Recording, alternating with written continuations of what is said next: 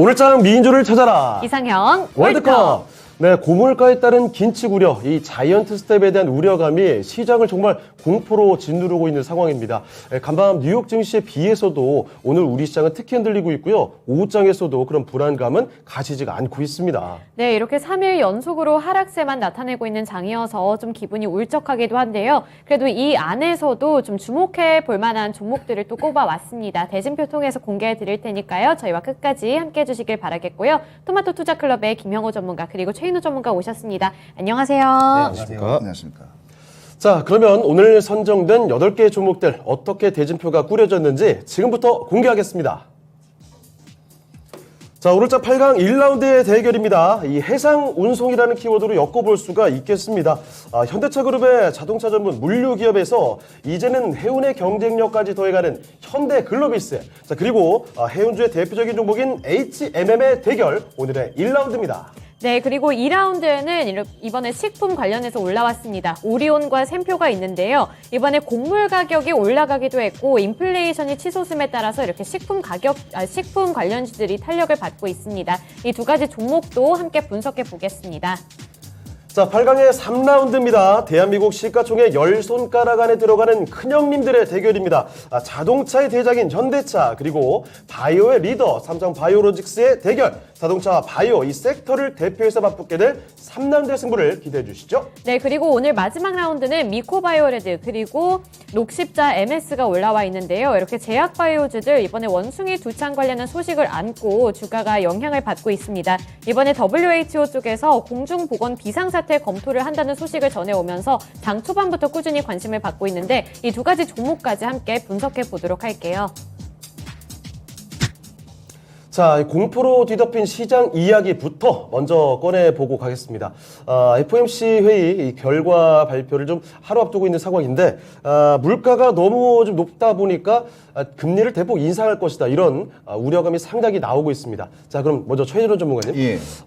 시장이 지금 너무 많이 내렸는데, 여기서 더 내려가면 어떻게 하나 지금 다들 이 공포거든요. 네. 이 반등의 가능성이 얼마나 있을지, 또 가능하다면 어떤 업종을 이제는 봐야 될지 자세히 좀 말씀해 주시죠. 제가 항상 말하면 2, 3일 후에 오리온도 오늘 뜨듯이 계속 네. 주가에 때문에 정말 겁이 납니다, 사실은. 왜 시장에 대한 또 불확실한 미래를 이야기해서 너무 나쁘게 이야기하면 또 나빠질까. 근데 그게 아니면, 계속 맞으니까 참 좋다고 해야 될까요? 그렇습니다. 나쁘다고 해야 될까요? 이제 시장을 이제 어차피 우리 다 전문가들은 그런 네. 시장을 바라보고 있으니까 일단 추측과 예상에서 이제 퍼센테지가 더 높냐에 따른 건데 네. 저는 지금 2,400 박스권 지금 예. 2,500 초까지 지금 박스권 이번 주까지 행보가 좀 이어질 것 같고요. 이번 네. 주까지는. 그다음에 이번 주말에 이제 악재적인 부분이 요소가 다 해결되는 시점, 네. 특히 미선물 이제 선물하고 이제 그게 선물하고 이제 옵션이 이제 만기되는 금요일점을 기점으로 해서 월요일 그렇죠. 다음 주 화요일 정도 돼서는 좀 기술적 반등적인 체제로 해서 떨어졌던 게 대폭 올라갈 예상이 좀 보여집니다. 다음 주 예, 그렇게 보여지고요. 지금 뭐 다들 아시겠지만 오늘 화물연대가 어저께 오후에 또 이렇게 화물연대 또 철회 소식이 있었어요. 그렇습니다. 예, 철회 소식이 있는 바람에 이 제조업에 제일 중요한 게 사실은 화물연대입니다. 왜냐면 일단 뭐 수송이 제일 중요한 거니까. 그래서 뭐 자동차 관련주부터 시작해서 식음료 관련주, 물류 관련주, 건설 관련주, 그 안에 시멘트 다 포함되니까요. 그렇습니다. 건설이니까요. 그래서 이번 주 오늘부터 계속 상승세가 좀 이어진 부분은 좀 보여지는 거라고 예상되고 일단은 그 부분도 약간 또 소폭 또 하락세도 한번 또 나올 거로 예상됩니다.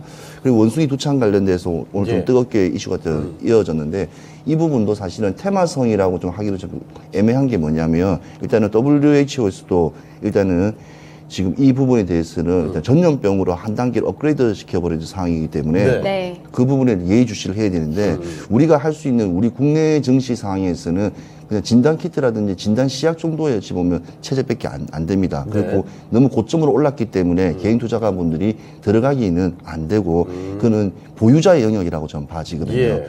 시장 흐름이 너무 판세가 너무 이렇게 한쪽으로 쏠림 현상이 일어나다 보니까 이 개인 투자 트레이딩 하시는 분들이 너무 과대 상승하는 종목에 계속 이렇게 올라가시는 부분이 많은데 그 부분도 어찌 보면 다시 또 고스란히 내야 될 또 조정 구간이 있기 때문에 조심해야 된다고 저는 보고요. 그래서 오히려 이번 주 같은 경우에는 그냥 관망세, 그냥 조정적인 부분에서 관망세, 어떤 종목이든 업황이든 지금 다 하락장이니까 관망을 해보고 이제 기술적 반등이 났을 때 실제로 어떤 국내 시장이 어떤 부분이 좀 크게 치고 나가는가 그걸 한번 더 보면서 준비하는 게 어찌 보면 더 좋다고 저는 봐지거든요. 네. 예. 그래서 일단은 제일 중요한 거는 가지고 있어야 될 업황 같은 경우는 미리 준비된 거는 에너지. 오늘도 뭐 전일 증시에서도 약간 소폭 따르지만 일단은 120불 조금 떨어졌거든요. 네. 118불 정도 나왔죠. 서부 대사 중류가.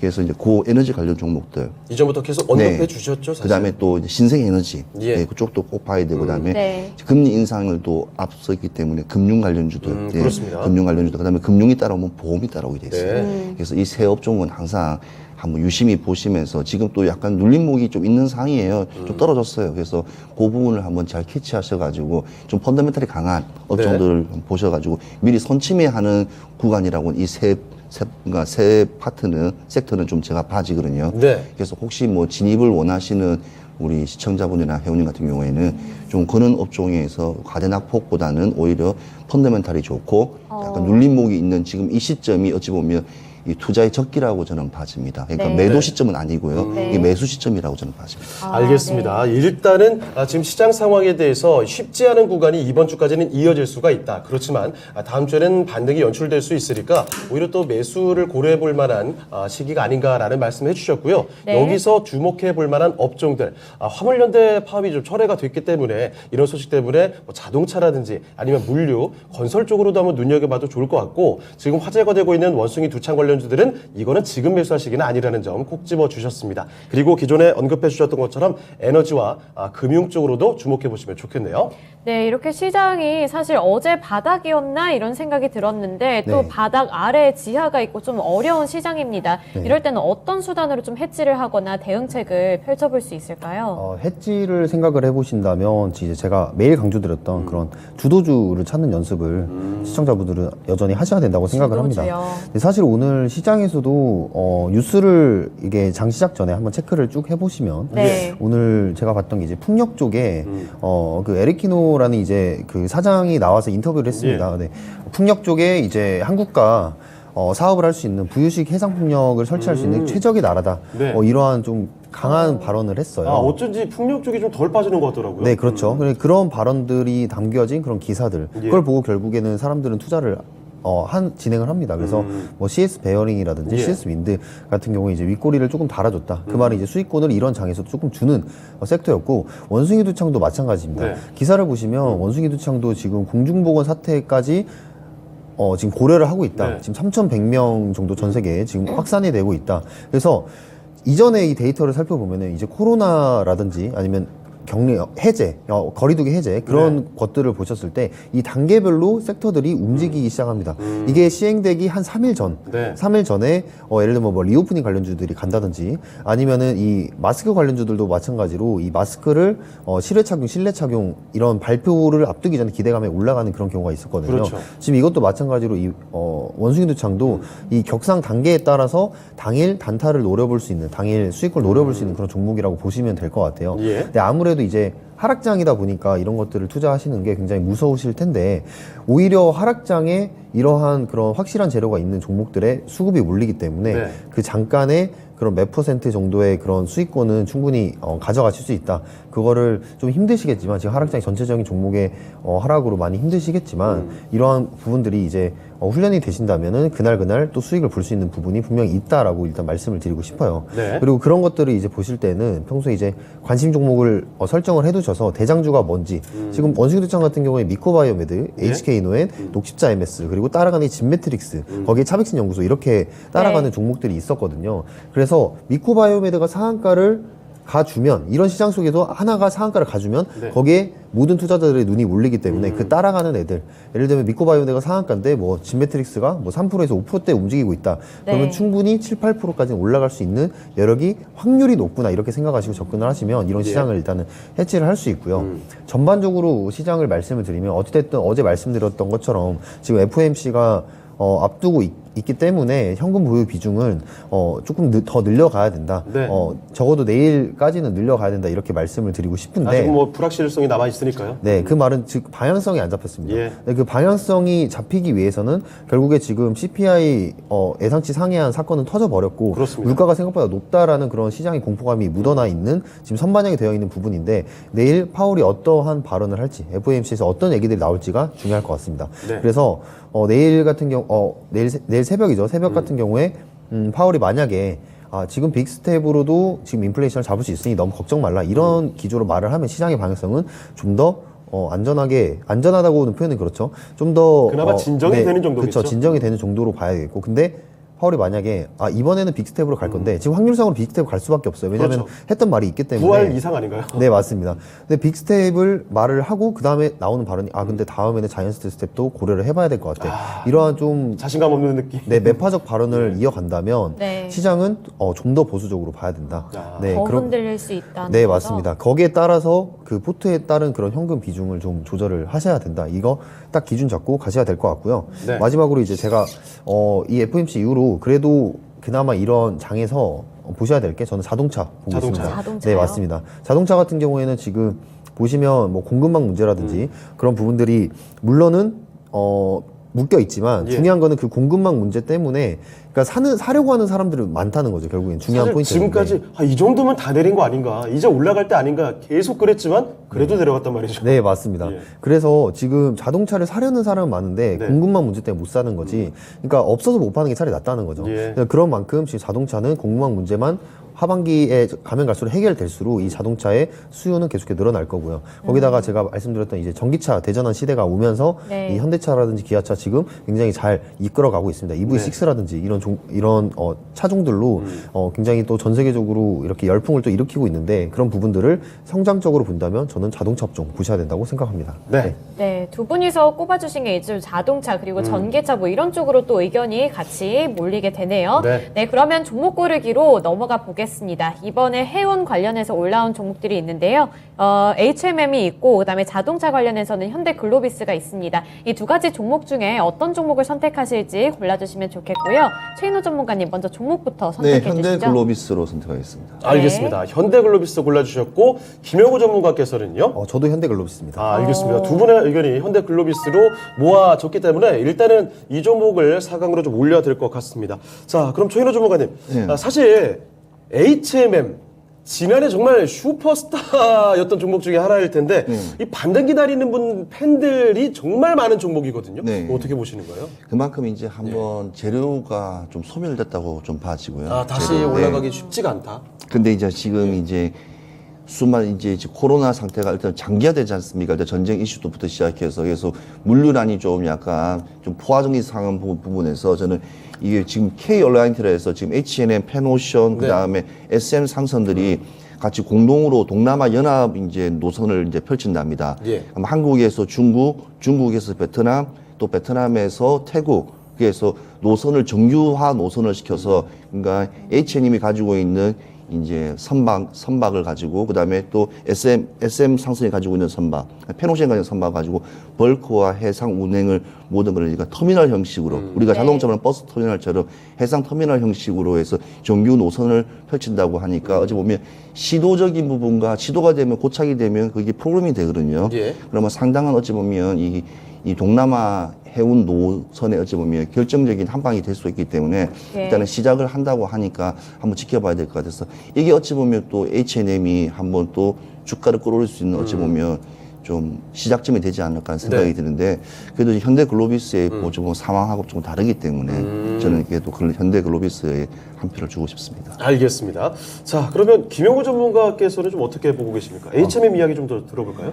HMM 같은 경우는 일단은 뭐 결국 영업입니다. 영업이익적으로 지금 조원대를 기록하고 있는 그런 기업인데 어떻게 본다면 지금 공급망 문제라든지 아니면 중국 코로나 봉쇄 문제 때문에 지금 어떻게 보면 조금 막혀 있는 그런 부분들이 있어요. 네. 근데 결국에는 이 하반기에 가면 갈수록 이 실적이 다시 돌아올 거다라고 일단 생각을 하는데 그 부분에 있어서 이제 주가의 흐름을 살펴보면은 이제 고점에 갔다가 다시 내려온 종목이기 때문에 네. 다시 올라가는데 또 매물대들이 굉장히 또 많이 형성이 되어 있습니다. 고점도 뭐 굉장히 높았죠. 네, 맞습니다. 뭐 그러한 부분들을 고려를 해봤을 때 조금 올라가는데 좀 힘이 들 것이다. 그에 반대로 말해서 현대글로비스는 이제 현대차, 제 자동차 업종을 보셔야 된다고 말씀드렸던 이유도 예. 이제 현대글로비스가 현대차의 그런 사이드적인 일들, 부가적인 일들을 굉장히 많이 하는데, 뭐, 물류부터 시작을 해서, 나중에 이제 폐배터리 사업을 진행을 하게 되면, 폐배터리의 그런, 밑바탕이 깔릴 수 있는 그런, 사업을 진행을 할 수가 있습니다. 그래서, 현대글로비스를 저는 살펴봐야 된다라고 말씀드리고 싶습니다.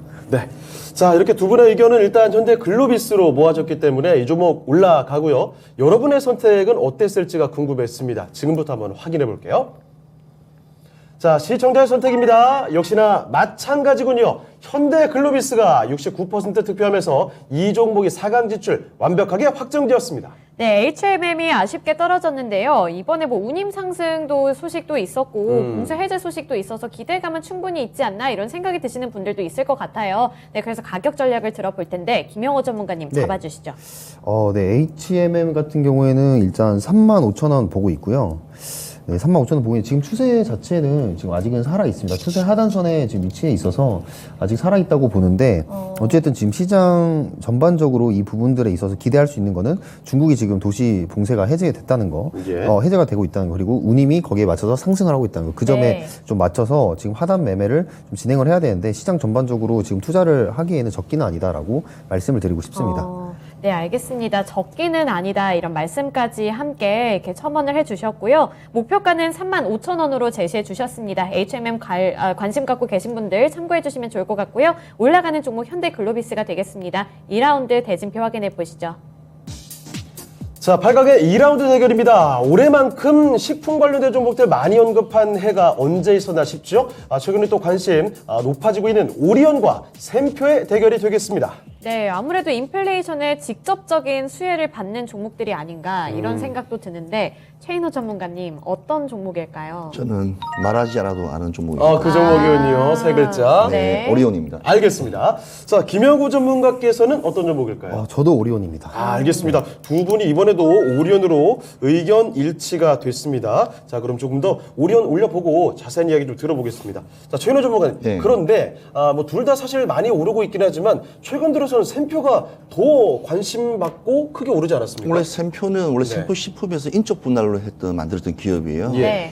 그리고 지금 이 계속 이슈가 되는 것은 신성홀딩스부터 시작하고 이게 원가 판가 인상 부분하고 그다음에 실적 개선을 위한 이제 기대감이 일단은 무너져 있는 겁니다. 지금 시장의 상황적으로 봤을 때는요. 네. 그리고 실제로 그런 상황이 이루어지고 있기 때문에 지금 계속 수급도 많이 몰리고 있고 지금 투심이 이쪽으로 좀 많이 몰리고 있는데 오리온 같은 경우는 좀 특징이 좀 있습니다. 제가 뭐죠? 그때도 방송에서 말씀드렸지만 네. 오리온은 사실은 우리 국내 시장에서는 어찌 보면 저출산 악재 관련주예요. 그러니까 국내 시장에 어찌 보면 그 오리온이라는 이 종목 자체는 어린 애들도 없고 그걸 소비할 수 있는 그러니까 저연령이 거의 없단 말입니다. 근데 오리온은 실제적으로 이 코카콜라 같은 회사예요. 코카콜라가 미국에서 만듭니까? 아니요. 부산, 광주, 서울 다 만들어요. 그러니까 브랜드화 돼 있는 거예요. 오리온은 베트남, 러시아, 중국 등 중앙아시아 등 공장들이 다 배치돼 있어요. 거기서 재료 수급부터 시작해서 뭐 만들어서 판매까지 다 이루어지기 때문에 네. 어찌 보면 코카콜라 같은 그런 아시아의 코카콜라 같은 회사입니다. 예. 그래서 제가 켈러그 같은 세계적인 스낵 만드는 회사보다 한 단계 높은 게 오리온이라고 다 말씀을 드렸듯이 네. 오리온은 사실 시장에서 국내 시장에서 약간 저평가되는 건 사실이에요. 네. 근데 평가라는 것은 시장이 평가하는 거거든요. 근데 지금 같은 이제 식품 관련된 종목들이 인플레이션이 오고 이제 고물가 상황이 계속 오다 보니까 다시 한번 부각되면서 오리온의 실적적인 부분, 그다음에 해외에서 벌어들일 수익 부분이 이제 높게 평가되는 어찌 보면 컨센서스적인 부분도 좀 많이 좌우된다고 저는 보거든요. 예. 그래서 오리온 같은 종목들은 꾸준히 그러니까 국내 시장의 브랜드를 가지고 해외에 와서 해외에 나가서 공장을 짓고 거기서 이렇게 모든 것을 수급할 수 있는 모든 그런 부분 시스템 같은 기업들이 사실 국내 2,500기업 중에서 몇 개 되지 않습니다. 그래서 네. 그런 걸 한번 발굴하시면서 이런 시장, 이런 상황이 한번 대입해 보시면 투자하시는 데 많이 도움이 되실 겁니다. 네. 자, 최인호 전문가의 의견 오리온으로 말씀을 또 해주셨습니다. 이렇게 저희가 열심히 말씀드리고 있는데, 지금 확인해보니까 코스닥이 800선도 붕괴가 되는 상황입니다. 오후장까지도 낙폭이 더 깊어지는데, 대혼돈의 상황이죠. 저희가 조금 더 신중하게, 그리고 소중한 정보 여러분께 말씀드리도록 하겠습니다. 네. 자, 김영구 전문가님, 오리온과 샘표 이야기를 하고 있었는데, 자, 이 두 종목 중에서 오리온을 좀 골라주셨죠? 그 이유 한번 들어보겠습니다. 뭐 오리온은 결국에 이제 이런 시장 속에서 실적이 나온다는 겁니다. 이런 대내외 불확실성인 그런 상황 속에서도 이런 원자재 가격이 또 올라갔고 네. 거기 있어서 또 판매가 전이가 이루어지는 만큼 이 오리온의 판매 실적은 좀 2분기 때 실적 서프라이즈를 좀 기대할 수 있는 그런 부분이 지금 주가를 끌어올리고 있다고 지금 보고 있고요. 예. 반면에 이제 샘표 같은 경우에는 이 샘표 식품과 이제 샘표 이런 종목들이 오늘 신성홀딩스를 따라서 좀 따라 올라가는 그런 모습을 보여주고 있는데 예. 사실 저는 곡물 쪽이나 그쪽은 좀 보수적으로 보고 있었습니다. 왜냐하면 위험하죠. 네, 맞습니다. 왜냐하면 그 우크라이나 이제에서도 그리고 러시아에서도 그 수출길, 곡물 수출길을 좀 열려는 그런 노력하는 행위들이 지금 시장에서 보이고 있어서 네. 곡물주들은 좀 조심히 봐야 되지 않나 생각을 했는데 그런 얘기 살짝만 나면 사실 급락이 나올 수도 있지 않겠습니까? 네, 맞습니다. 그런데 오늘 같은 경우에 굉장히 크게 또 올라갔고 그게 예. 바로 또 이끈 종목이 바로 신성홀딩스가 대장으로 이제 갔었고요. 네. 그만큼 지금 테마적으로 굉장히 크게 움직이고 있는 종목이다라고 보시면 되겠는데 이런 종목들은 좀 재료가 항상 오랜만에 나오거나 그러니까 재료가 신선하다는 거는 이제 최초로 나온 재료이거나 아니면 네. 신선하다는 거는 이제 오랜만에 이게 또 부각이 될 때 그날 당일 수익을 챙길 수 있는 그런 자리가 나오는데 그렇죠. 사실 곡물주들은 오늘 좀 어려웠다. 그리고 앞으로도 앞으로 좀 매매를 하는데 어렵지 않을까라는 생각이 들고 있습니다. 네. 네. 자, 이렇게 오리온과 샘표에 대한 이야기를 들어봤습니다. 일단 뭐 두 분의 의견은 오리온으로 일치가 됐기 때문에 이 종목 올리겠고요. 여러분의 선택 어떨지 궁금해집니다. 지금부터 확인해 보겠습니다. 자, 시청자의 선택은요, 네, 마찬가지로 오리온으로 갔습니다. 64% 득표하면서 이 종목 사각으로 확정 지었습니다. 네, 그러면 샘표 관련해서는 최인호 전문가님이 가격 전략 세워주세요. 네, 뭐 샘표 같은 경우에 뭐 식품 관련 업종이고요. 일단 제가 말씀드리고 싶은 거는 일단은 지금 이 두 종목에서 뭐 떨어진 종목이지만 계속 꾸준한 상승세가 당분간 이어질 거로 예상됩니다. 네. 그리고 일단은 원가 인상에 또 판가까지 인상되기 때문에 실적 개선으로 이어지는 어쩜 호재적인 기대감이 일단은 확실히 나오는 종목이고 일단 거래량 자체가 지금 계속 나오고 있다는 것은 그러네요. 그만큼 네. 시장에 반영되는 부분이 식음료 관련 섹터, 쉽게 말하면 의식주에 일단은 모든 것이 조금 약간 초점이 좀 포커스가 좀 모두 몰려 있다는 것을 볼 수가 있습니다. 목표가는 10만 원 잡고 천천히 대응하시되 일단은 급락적인 낙폭 자체도 한번 계산을 해보시기 때문에 좀 조심했게 조금 진입해야 될 구간이라고 저는 봐집니다. 알겠습니다. 샘표 실적 개선 기대감도 안고 있습니다. 이러한 부분들 참고해 주시길 바라겠고요. 목표가는 10만 원으로 제시해 주셨습니다. 올라가는 종목 오리온이고요. 3라운드 대진표 확인해 보시죠. 자, 8강의 3라운드 대결입니다. 두 종목 모두 다 굵직한 종목들이죠.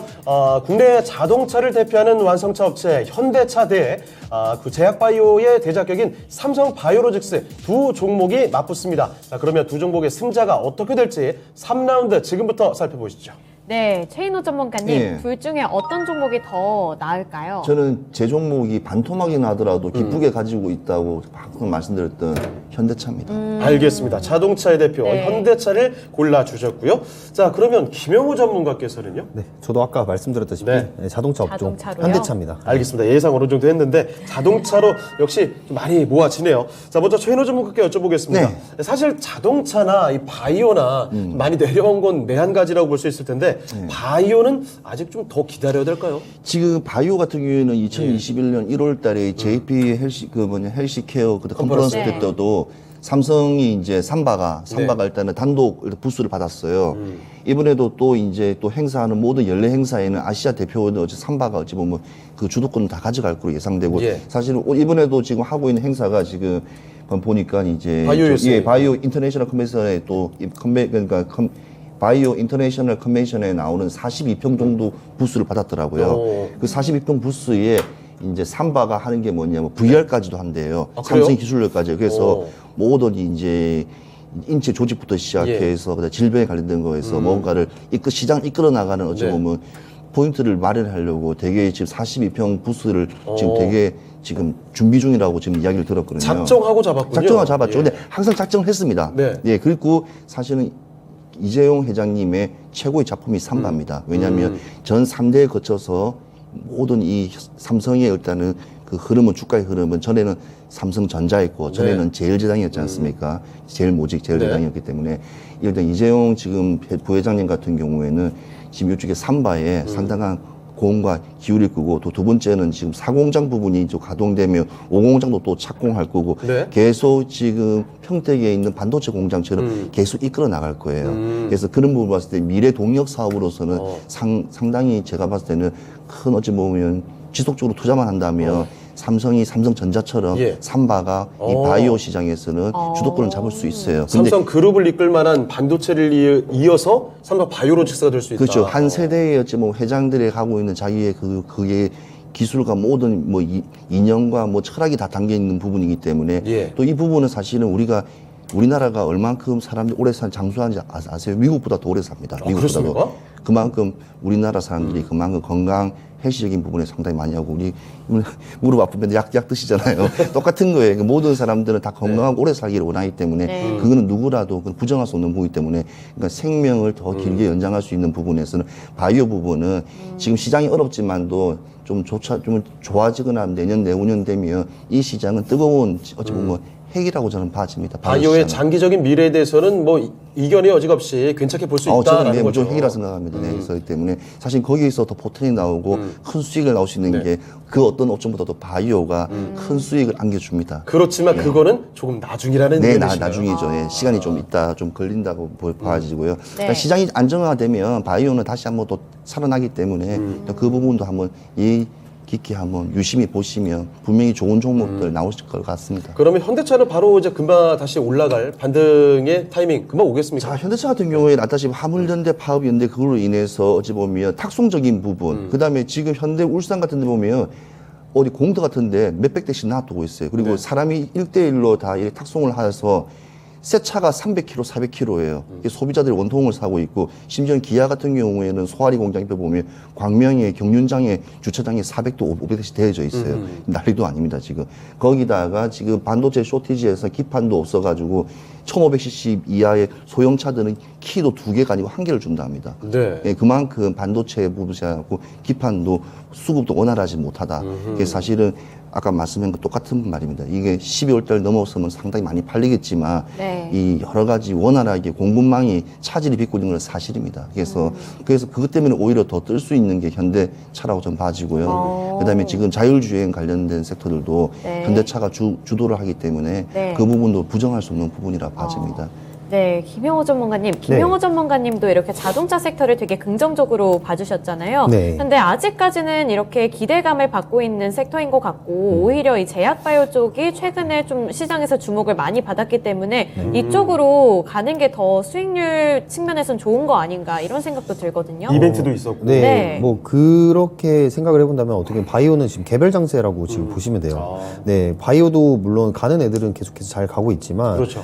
대형주들은 그렇게 큰 수익을 기대를 하기는 좀 힘들다고 봅니다. 네. 그래서 만약에 바이오주들의 수익률을 기대를 한다면, 이번에 원숭이 두창도 마찬가지로 결국에는 이때 이 수급이 들어올 때는 항상 이제 거래량을 동반을 하는데, 네. 이 거래량을 좀 체크를 하면서 그런 종목에서 큰 수익을 좀 기대를 해볼 수가 있는 그런 관점으로 접근을 해야 되고요.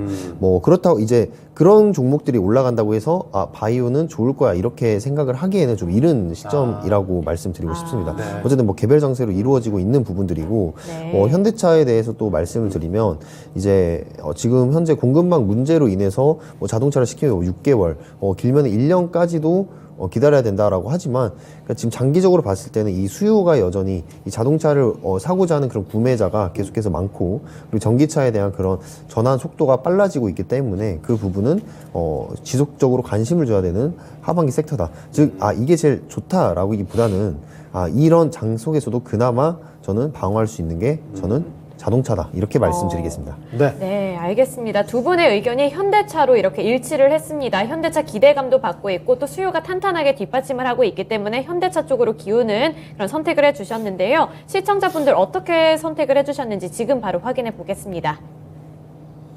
자, 시청자의 선택은요. 네, 역시나 현대차로 갔습니다. 기대감 상당하네요. 자, 현대차가 69% 득표하면서 바로 4강으로 진출하게 됐습니다. 네, 그러면 삼성 바이오로직스 최인호 전문가님 가격 전략 세워주시죠. 네, 삼성 바이오로직스는 저는 마디가 100만 원을 저는 보고 있습니다. 100만 원 보고 있고, 실제로 지금 시장이 바이오 시장이 조금 주춤함은 있지만 충분히 지금도 많이 떨어졌기 때문에 충분히 오를 기세가 있다 봐가지고 여러 가지 연내 행사들이 많습니다. 국내적으로 바이오 관련 종목들이요. 그래서 지금 이제 또 이렇게 지금 시장에서 지금 또 이렇게 또 바이오에 대한 또 갈망도 있기 때문에 저는 이렇게 좀 장기적인 측면을 좀 보고 삼성 바이오로직스는 조금씩 지금부터 이렇게 매수 시점을 보고 조금씩 이렇게 들어가도 진입하더라도 충분히 늦지 않았다고 봐집니다. 그래서 장기간 보아야 된다고 좀 봐야 합니다. 중장기성으로 해서 100만 원, 목표가는 100만 원을 보고 있습니다. 네, 알겠습니다. 이 바이오 섹터, 특히 삼성 바이오로직스 이렇게 종목이 나왔는데 장기적으로 바라보시고 100만 원까지 생각해 보라는 말씀 주셨습니다. 그리고 올라가는 종목 현대차가 되겠습니다. 4라운드 확인해 보시죠. 자, 8강의 4라운드 대결입니다. 제약바이오 쪽으로 볼 수 있을 텐데 이 종목들 원숭이 두창과 관련된 종목들이죠. 코로나가 지나가는 국면 속에 새롭게 걱정거리로 떠오른 원숭이 두창 관련주 두 종목의 대결 지금부터 살펴보겠습니다. 네, 미코바이오메드, 녹십자 MS 있는데요. 이 둘 중에 어떤 종목이 더 나을지 선택해 주시면 좋겠고요. 김영호 전문가님 먼저 선택해 주시죠. 네. 사실 이 두 종목을 지금 잡는다는 게 사실 리스크가 저는 있다고 일단은 말씀을 드리고요. 부담 상당하죠. 네, 그런데 지금 이런 시장에서는 그나마 종목을 고를 때는 높이 대장이 오히려 더 잘 가는 네. 그런 모습을 보여주고 있습니다. 그래서 전 미코바이오메드 골랐습니다. 알겠습니다. 자, 그럼 최인호 전문가께서는요? 저도 똑같은 아까 전에 말씀드린 대로 이거는 일단은 보유자 영역입니다. 네. 지금 개인이 들어가기에는 좀 그렇고 그다음에 실제로 이 지금 두 회사의 특징을 보면 녹십자 같은 경우에는 옛날에 우리 어릴 때 네. 혈액형을 우리 초등 군락에 다닐 때 혈액형을 이제 검사하는 자기 혈액형을 모르잖아요. 녹십자에서 주관해서 군락에 다니면서 이제 귀 뒤에다가 이렇게 네. 유리를 찍어서 피를 내서 혈액형을 해줬던 회사예요. 우리 녹십자가.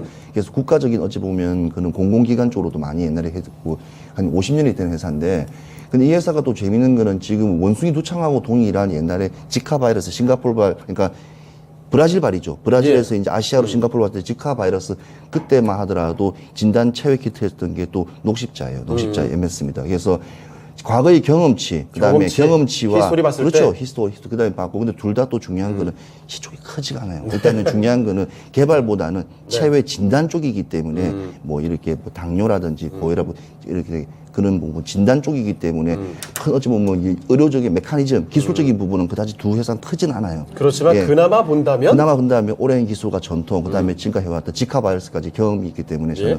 녹십자 MS가 낫지 않나 하는 생각이 듭니다. 네, 알겠습니다. 녹십자 MS요. 자, 그러면 두 분의 의견이 드디어 조금 엇갈렸는데 김영구 전문가님, 그 미코바이오메드 선택해 주신 이유 조금 더 자세히 들어보도록 하죠. 저도 펀더멘탈로 본다면 지금 기업이 하고 있는 일로 본다면 저는 녹십자 MS가 더 저는 선호합니다. 아, 역시 최인호 전문가의 의견대로. 네, 맞습니다. 예. 그런데 지금 시장의 그런 테마성 움직임으로 봤을 때는 저는 미코바이오메드가 지금 대장이기 때문에 더 갈 수 있는 그런 여력이 남아있다라고 생각하고 그거에 따라가는 애가 이제 녹십자 MS, 뭐 차백신연구소, 뭐 이런 애들, 진맥트릭스 이런 애들인데 그 부분에 있어서 지금 미코바이오메드 같은 경우에 사실 지금은 잡기는 늦었다라고 말씀을 다시 한번 드려요. 많이 치고 올랐죠. 네, 그러니까 지금 오늘 같은 경우에는 오늘 시장이 안 좋았지만 제가 장 전에 뉴스를 체크를 해봤을 때 이 공중 보건 사태까지 올라갈 수 있다 이 부분 자체가 재료가 굉장히 강력했습니다. 예. 그래서 제가 오늘 주도주를 원숭이 두창으로 잡고 시장을 봤던 건데 사실 이거를 처음에 그러니까 올라가기 직전에 잡기 위해서는 결국에는 저는 거래량을 봐야 된다. 이런 종목들도 거래량에 나타난다, 차트에서 나타난다라고 말씀을 드리고 싶어요. 미코바이오메드 차트를 보시면 저기 지금 맨 첫 번째 나왔던 그 거래량 이후에도 계속해서 큰 상승세가 이어지고 있죠. 예. 근데 저 거래량이 터지면서 제가 제일 으뜸으로 이렇게 치는 거래량이 이제 윗골이 안 달린 거래량, 네. 상한가를 가더라도 더 다음날 갈 수 있는 종목이다. 이렇게 윗골이 안 달린 거래량을 자 당연히 확률적으로 선호를 하고요.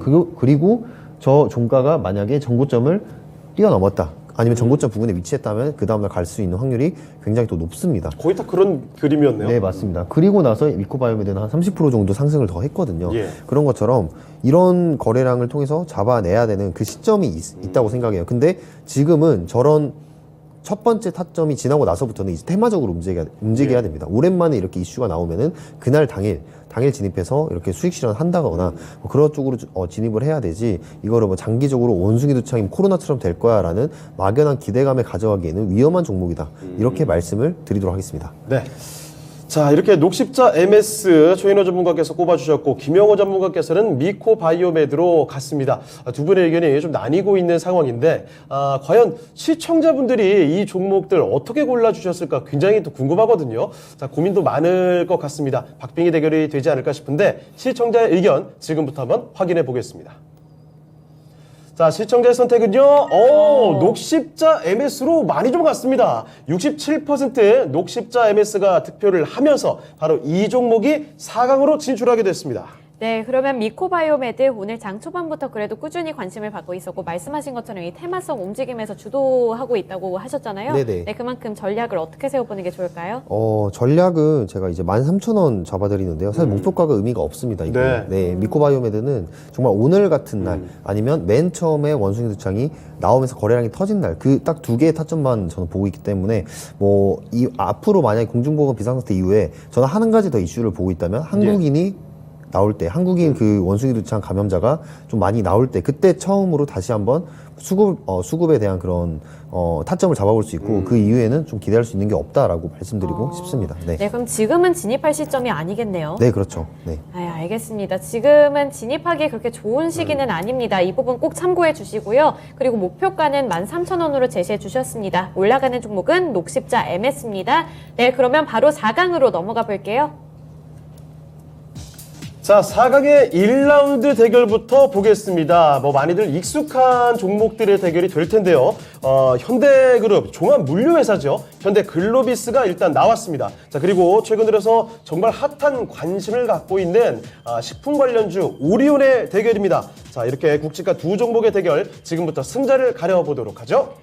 네, 최인호 전문가님, 둘 중에 어떤 종목을 선택하실 건가요? 저는 현대글로비스를 항상 말씀할 수밖에 없는 이유는요. 올 연말에 어차피 대기업이 중고차 시장에 뛰어들며 탁송적인 부분을 모든 걸 맡을 수 있는 거는 현대글로비스 뿐이었고요. 네. 지금 신차 판매량이 지금 나오고 있고 해외 수출하려면 일단 신차 판매를 하는 배, 이 상선들 배, 탁송 배도 현대글로비스가 담당을 하고 있고 예. 지금 또 좋은 호재가 뭐가 있냐면 지금 현대글로비스가 이제 현대중공업과 함께 이제 네. 이산화탄소 이제 관련된 그게 워낙 강하니까 조선 그때 관련된 말씀드렸지 않습니까? 그래서 운반선이 이제 그런 걸로 이제 운반선 이용해서 호재까지? 호재까지 있기 예. 때문에 운전선 개발까지도 나서기 때문에 네. 일단은 모든 이 해상 운임, 육상, 공중을 빼고는 육상과 해상은 모든 거를 네. 해상글로비스, 현대글로비스가 다 맡을 것 같으니까 이 부분을 좀 초점을 두고 연말까지는 계속 상승 모멘텀이 계속 강하게 유지될 거예요. 네. 그래서 시장이 좀 안 좋아서 지금 주가가 많이 못 올라서 그렇지 계속 더 오를 거로 예상되기 때문에 그래서 좀 더 결론이? 관심을 가지시면서 현대글로비스. 네. 지금 알겠습니다. 현대글로비스. 자, 그러면 김영호 전문가께서는 어떤 선택 내려주셨을까요? 저도 현대글로비스입니다. 알겠습니다. 두 분 역시 선택이 오늘은 현대그룹 쪽으로 가고 있네요. 네. 자, 그러면 요것도 한번 지금 질문을 드려보도록 하겠습니다. 먼저 최인호 전문가님, 예. 오리온이 조금 아쉽게 됐는데 예. 식품 관련주들 워낙에 최근 들어서 급등날이 좀 많았거든요. 이런 급등하고 뭐 계속해서 관심을 가져갈 수 있는 시기가 당분간 계속 이어지겠습니까? 당분간 계속 이어질 겁니다. 그리고 일단은 사료, 어제도 말씀드렸잖아요. 사료하고 비료 관련 종목, 특히 이제 곡물, 그리고 실질적으로 엘니뇨, 라니냐 이런 아시죠? 이게 기후가 네, 그러니까 온도가 이상 이상 기후 현상이요. 6개월 이상 이제 해수면이 0.5도 빠지는 게 이제 엘니뇨고 이렇게 그런데 높아지는 상황을. 근데 그런 상황이기 때문에 지금 전 지구가 지금 힘을 잃고 있어요. 네. 아까 말씀드린 미국도 30% 밀도 지금 줄어들고, 그다음에 우크라이나 이쪽에 있는 곡창지도 마찬가지고, 그다음에 중남미도 마찬가지고. 근데 그게 이제 쓰는 밀이라든지 이런 게 우리 국내에서도 많이 쓰지만도 특히 가난한 아프리카라든지 이쪽 저개발 국가들이 그는 이렇게 식품에 관련된 데 많이 또 좀 이렇게 약간 의지를 많이 합니다. 그래서 지금 사실은 우리는 그래도 돈만 있으면 살 수 있지만 돈 없는 그런 가난한 이제 국가들이 이제 겪어야 될 고초까지 생각한다면 계속 당분간은 이 악세장은 계속 이어지기 때문에 네. 그런 부분에서는 식은요 관련주들은 특히 제일 좀 우리나라에서 박스권으로 들어가는 CJ 제일대당이라든지 예. 아니면 과자라든지 제과 쪽에 있는 이렇게 지금 오리온이라든지 이런 종목들은 항상 끄집게 계속 봐야 돼요. 계속 봐야 되기 때문에 언제든지 또 강한 슈팅과 그런 상승세가 나오기 때문에 네. 아무튼 투자하시는 분들은 이 영역은 절대로 눈에서 일단은 빼시면 안 돼요. 그래서 꼭 알려주고 싶습니다. 그렇지만 섬세한 대응이 좀 필요하겠죠. 아, 그래도 일단은 지금 현대가 지금 일단은 올 연말에 아무튼 일단은 강합니다. 지금 이 부분은 지금 시장이 안 좋아서 그렇지. 일단 중고차 시장이 일단은 대기업이 들어간다는 것은 그건 네. 상당한 겁니다. 지금까지 그렇죠. 한 번도 있었던 보지 못한 일을 이제 대기업 기아 현대가 한다는 점이 예. 이제 그게 이제 또 자동차 보유하고 있는 자동차의 가격도 안정화시켜 주는 게 현대 기아고 네. 그러니까 옛날에 중고차 시장에서 그거를 판단하지 않습니까? 지금 이제 현대 기아에서 이제 본인의 돈을 안정적으로 판단해 준다는 거 네. 그것만 하더라도 강한 상승 받을 수 있는 이렇게 호재거리라고 봐집니다. 알겠습니다. 네. 자, 그러면 김영구 전문가께도 한 마찬가지 질문 한번 드려보겠습니다. 네네. 오리온이 아쉽게 좀 4강에서 좀 떨어지게 됐는데, 비료, 사료, 식품, 음식료 이렇게 관련된 종목들 관심 갖고 계신 분들 너무 많잖아요. 네네. 이쪽에 좀 전망 어떻게 보고 계신 거예요? 전망은 당분간은 좀 좋은 전망 쪽으로 유지를 할 거라고 생각을 합니다. 아무래도 시장 상황 자체가 이 원자재 가격에 대한 그런 그런 상승분에 대해서 그런 판매 가격 전이 아니면 혹은 그거를 재고를 하고 있는 그런 기업들에 한해서 주가의 뭐 상승분은 계속해서 나올 거고요. 뭐 유가 같은 경우도 유가가 올라갈 때 네. 그 유류분을 많이 가지고 있는 그런 기업들이 수혜를 받듯이 이것도 마찬가지로 지금 그거를 다루고 있고 그걸 재고를 가지고 있는 상품 가격을 바로 올려서 판매를 할 수 있는 그런 기업들은 수혜를 받을 거라고 예상은 합니다. 근데 결국에는 저의 투자 관점으로는 악재에 의해서 올라가는 그런 종목들, 그러니까 지금 악재적으로 이 물가가 상승을 해서 올라가고 있잖아요. 네. 그런 그렇죠. 종목들은 그렇게 길게 봐서 보기는 좀 힘들다라고 생각을 해요. 매도 시점을 굉장히 잡기가 힘들다는 네. 거죠. 그렇기 때문에 그런 종목들을 만약에 진입을 하신다면 시장에서 수익권을 줄 때 빨리 빠져나오는 게 저는 맞다고 이렇게 생각을 합니다. 중국 네. 시장에서 이번에 점유율 확대했다 이런 건 호재 소식 아닌가요? 좀 약한 호재인가요? 아니요, 중국 같은 경우에 중국의 이슈는 항상 대응하기가 참 힘듭니다. 네, 어떻게 될지 네, 맞습니다. 오늘 시진핑 생일이라고 하는데 네. 중국 증시는 계속해서 올라가고 또 있다고 해요. 그런 부분에 있어서 중국 증시는 대응하기 힘든 게 이제 코로나 봉쇄를 했다가 예. 또 풀었다가 그러니까 그런 이벤트성 이슈들이 굉장히 또 오늘의 호재가 내일의 악재가 될 수가 있다는 게다가 거죠. 그 여론이나 뭐 국제적인 그 시선에 상관없이 그 정권의 독단적인 판단으로만 움직이는 경우도 많잖아요. 네, 일상 맞습니다. 그대로. 네, 그래서 중국에 들어가 있는 그런 기업 수혜들 그리고 중국에 수출입하는 그런 기업들 같은 경우에는 그 중국발로 관점을 본다면 좀 지금 특히 최근에는 그런 방향성을 잡기 힘들기 때문에 쉽게 판단해서는 안 된다라고 보고 있습니다. 호재를 호재라고만 생각할 수는 없겠네요. 중국 관련해서는. 네, 맞습니다. 알겠습니다. 지금 이 호재든 악재든 섬세하게 종목별로 어떻게 반영되는지 잘 판단을 해봐야 될 것 같습니다. 자, 일단 4강의 1라운드 대결 현대 글로비스로 두 분의 의견이 좀 모아진 상황이고요. 그러면 시청자의 선택은 어땠는지도 확인해 보겠습니다. 자, 시청자의 선택은요, 네, 압도적으로 현대 글로비스로 갔습니다. 현대 글로비스 82% 투표하면서 결승으로 진출합니다.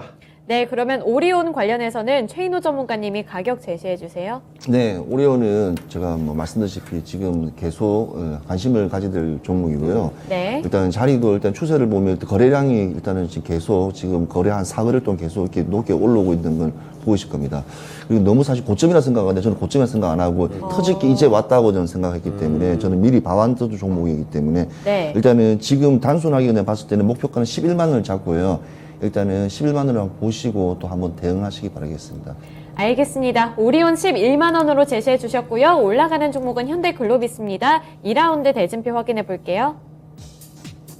자, 4강의 2라운드 대결입니다. 현대차와 녹십자 MS, 결이 상당히 좀 다른 종목 간의 대결이 되겠습니다. 거대 사이즈를 자랑하고 있는 자동차 대표 종목과 녹십자 MS의 원숭이 두 창이라는 테마가 끼어 있습니다. 두 종목의 대결 지금부터 살펴보시죠. 네, 아무래도 좀 결정이 난 것 같은 느낌도 받는데 네. 김형우 전문가님 어떤 종목일까요? 현대차죠. 현대차 알겠습니다. 오늘 워낙에 또 현대차 강하게 말씀해주고 계시고 최인호 전문가께서는 어떤 종목일까요? 네, 저는 반토막이 나도 현대차입니다. 알겠습니다. 두 분의 의견이 확고하게 현대차로 모아져 있습니다. 자, 김영구 전문가님, 네. 녹십자 MS 원숭이 두 창은 확실히 부담이 좀 된 그런 타이밍이죠? 네, 그렇죠. 부담이 됩니다. 네. 오늘 시초가로 진입하지 않은 이상은 사실상 부담이 되는 상황이고 아까 말씀드렸던 것처럼 이제 뭐 한국인 확진자 이런 이제 재료가 아닌 이상은 좀 진입이 힘들다 이렇게 보고 있고요. 만약 반대로 이제 그런 재료가 나온다면 또 그날 순간 그런 수익을 볼 수 있는 종목이라고 생각을 합니다. 그럼 그만큼 대응하기가 힘들다라고 생각을 하는데 이 현대차 같은 경우에는 지금 계속해서 이 수급 상황이 나아지고 있는 그런 환경이 형성이 되고 있습니다. 지금 4월달을 기점으로 반도체, 차량용 반도체 공급난 부분도 지금 회복이 되는 기점으로 지금 흘러가고 있고요. 지금 전 세계적으로 수요는 계속해서 또 이어지고 있고 이 EV 전기차에 대한 그런 수요도 지금 전 세계적으로 오히려 중고차 가격이 굉장히 또 비싸다고 해요. 이걸 구하기가 힘들다고 하는데 그만큼 지금 없어서 못 파는 거지 이게 해결된다면 반대로 말하면 이게 해결된다면 또 이제 주가는 또 회복될 수 있는 탄력성을 받게 된다 이렇게 말씀드리겠습니다. 네. 자, 그러면 최인호 전문가께서 선택해 주신 그 이유도 간단히 좀 들어볼게요. 네, 일단은 지금 녹십자 MS 같은 경우에는 사실 좀 진입하면 안 된다는 걸 지금 강하게 좀 말씀을 드리고 싶고요. 저는 네. 일단 39개국에서 한 3,000명 이상이 지금 뭐 확진자가 나왔다고 하고 의심 사례도 나왔다고 하지만 일단 그게 뭐 공포감으로 자리 잡을 수 있을 수 있겠지만 네. 아직까지는 국내 시장에는 그렇게 떳떳하게 보여주는 건 없습니다. 그리고 아까 말씀드린 진단 키트에 관련 진단 시약적인 부분이지 치료라든지 예방하는 방어 체제가 아니기 때문에 그런 종목이 아니라는 것을 좀 다시 한 번 더 좀 알고 진입하시면 되고요. 현대차 같은 경우에는 아까 말씀한 대로 저는 반토막이 되더라도 왜냐하면 국내를 이끌어가고 국내의 증시를 대변할 수 있고 우리 시장에 그러니까 중소기업 코스닥의 수많은 업체들이 다 연관성이 있기 때문에 예. 이게 지수가 강하게 끌어가야지만이 같이 2만여 개 부품 협력 업체들이 함께 가는 그게 있기 때문에 동반자의 그 파트너십 역할을 합니다. 이 종목은 결코 끝날 수는 없다. 끝날 수는 없죠. 그래서 현대차는 아무튼 우리 국내 주식을 하고 국내 증시를 하신다면 일단은 이 부분에 대해서는 꼭 한번 짚고 넘어가시고 또 현대차가 사실 나쁜 회사가 아닙니다. 지금 네. 왜냐하면 강성 노조 때문에 노조 파업에 관련된 부분 때문에 사실 골머리 아픈 거는 뭐 옛날부터 익히 알고 있는 사실이고 이번에도 주가가 많은 경우가 있었죠. 그리고 또 미국에 또 이제 또 공장 전기차 이제 공장 가게 되면 거기서 뭐 파업 안 할 거 아니겠습니까? 그럼 거기서는 또 자체적으로 전기차 또 생산할 거고 하면 지금 같은 이런 여러 가지 여파가 크게 나오지 않기 때문에 당분간 추세를 보더라도 시장이 좀 안정화되면 현대차 같은 경우에는 글로벌적으로 자리를 많이 크게 잡을 거라고 예상되기 때문에 그래서 제가 반토막이나 하더라도 현대차는 사야 된다. 예, 그게 바로 제 생각입니다. 알겠습니다. 자, 두 분이 다 현대차로 골라주셨거든요. 시청자분들의 선택도 지금 확인해 보겠습니다. 자, 시청자의 선택 역시나 압도적으로 나왔습니다. 현대차가 85% 득표하면서 바로 결승으로 올라갑니다. 네, 강력하게 현대차를 주장해 주신 만큼 우리 시청자분들께서도 현대차를 많이들 골라주셨네요. 그러면 녹십자 관련해서는 김형우 전문가님이 가격 전략 세워주세요. 네, 녹십자 MS도 제가 목표가를 설정해드린 게 의미가 없을 것 같아요. 네. 일단 목표가도 뭐 12,000원이라고 말씀을 드릴 수는 있는데 이거는 목표가보다는 진입의 시점이 중요하다라고 다시 한번 말씀드리도록 하겠습니다. 네. 네, 녹십자 MS의 경우에는 진입의 시점이 더 중요하다는 말씀까지 주셨습니다. 그리고 목표가는 12,000원으로 제시해 주셨네요. 올라가는 종목 현대차입니다. 바로 결승전으로 나가 볼게요. 자, 오늘장 이상형 월드컵 결승의 대결은 현대 가문길이 붙었습니다. 현대 글로비스 대 현대차의 대결. 사실 두 종목 모두 다 지금 기대감 상당히 가져가고 있는데 과연 어떤 종목이 우승을 하게 될지 지금부터 살펴보겠습니다. 네, 김영호 전문가님 또 네. 아버지와 아들의 싸움이 아닐까 이런 예상도 아, 드는데요. 이거 어려운데요. 네, 어렵죠. 어떤 종목을 고르실 건가요? 두 개 나눠서 담으면 안 될까요? 네, 저는 그래도 탄력성으로 본다면 지금 현대 글로비스를 가야 될 것 같습니다. 탄력성을 고려했을 때는 현대글로비스다. 알겠습니다. 자, 현대글로비스에 한 표 갔고요. 최인호 전문가께서는요? 야, 저는 현대차죠. 현대차 역시 반토막 나도 가는 종목. 자, 근데 그 말이 진짜 맞는 말이 다우존스 지금 경영지수 편입을 5년째 지금 가지고 있는 게 현대글로비스예요. 그는 여러 가지 기업적인 상황이 다른데 어찌 보면 지금 완성차를 만들어서 배송이나 탁송을 하는 주 업무고 그다음에 중고차 시장이 이제 활성화되며 거기에 또 다른 또 배송과 탁송 모든 것을 업무를 맡게 될 어찌 보면 보조 세컨 역할을 하고 캐시카우가 되게 강해요. 그래서 그런 부분으로 봤을 때는 현대글로비스가 좋을 수는 있겠지만 예. 미래의 성장성 그다음에 로봇 보셨지 않습니까? 아. 예. 여러 가지 그는 이제 그다음에 이제 5단계 네. 레벨 5 이제 아예 이제 운전석에 앉을 네. 필요도 없는 그 단계는 현대차가 주도할 거라고 예상하기 때문에 역시 큰 형님이 메인을 가져간다. 예, 형님이 살아 있습니다. 예. 그래서 형님이 살아 있기 때문에 현대차로 가겠습니다. 알겠습니다. 현대차 강하게 말씀해 주셨고, 자 이렇게 강하게 또 현대차를 최인호 전문가께서 말씀해 주셨는데 글로비스는 탄력이 좀 더 좋을 거다라고 얘기해 주셨거든요. 네네. 네. 뭐 아까 이제 설명을 또 저 대신 해주셨는데 이제 중고차 사업에 대한 그런 기대감도 있고요. 맞습니다. 거기다 이제 물류를 담당을 하고 있는데 그 물류적으로 자연스럽게 따라가는 거죠. 자동차 판매량이 이제 공급망 문제가 해결이 되면서 늘어난다면 그 물류적인 부분에서도 매출을 가져갈 수 있는 부분이고요. 결국에 이제 돈은 현대차에서 주겠지만 어쨌든 현대글로비스라는 기업은 이제 현대라는 그룹의 그런 현금 창고다라고 제가 말씀을 드렸어요. 그만큼 활용을 굉장히 많이 한다고 보시면 되겠는데 나중에 이제 추후에 진행한 이제 폐배터리 사업도 당연히 진행을 하겠죠, 현대차에서. 근데 그것도 아마 담당을 하는 게 바로 이 현대글로비스다 이렇게 보시면 될 것 같습니다. 그래서 앞으로 이제 실적이 잘 나올 수 있는 그런 환경들이 계속해서 잘 만들어지고 있기 때문에 현대글로비스는 지금부터 보셔도 좋다 말씀드리겠습니다. 네. 자, 현대글로비스와 현대차의 대결. 지금 두 분의 의견 좀 나뉘었습니다. 그러니까요, 시청자분들의 선택에 의해서 오늘장 최고의 미인주가 가려지겠습니다. 시청자분들의 선택 지금 확인해 보시죠. 자, 결승의 대결 시청자의 선택은요.